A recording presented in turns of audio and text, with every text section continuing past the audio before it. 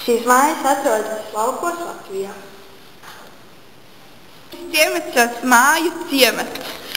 Izvēlamies šādu izskaidrojumu, jo mums tā likās piemērotāk un skaistāk lauku ciemats. Šajā ciematā atrodas 16 mājas. Uzņēmums ir banka. Mēs jums pastāstīsim tikai par mūsu uzņēmumu veidotajām mājām. Strādnieki dzīvo šeit. Šī māja ir vienstāvu māja. Tā ir gatavota no papīra, izmantojam flomasterus, šķērus, lineālu un parastos dzīves bankas kasieris dzīvo šajā mājā. Šī arī ir vienstāvu māja un tā ir veidota no papīra, izmantojam flomasterus. Un atcerieties, mēs esam uzticīgi jums, jūsu Svedbanka.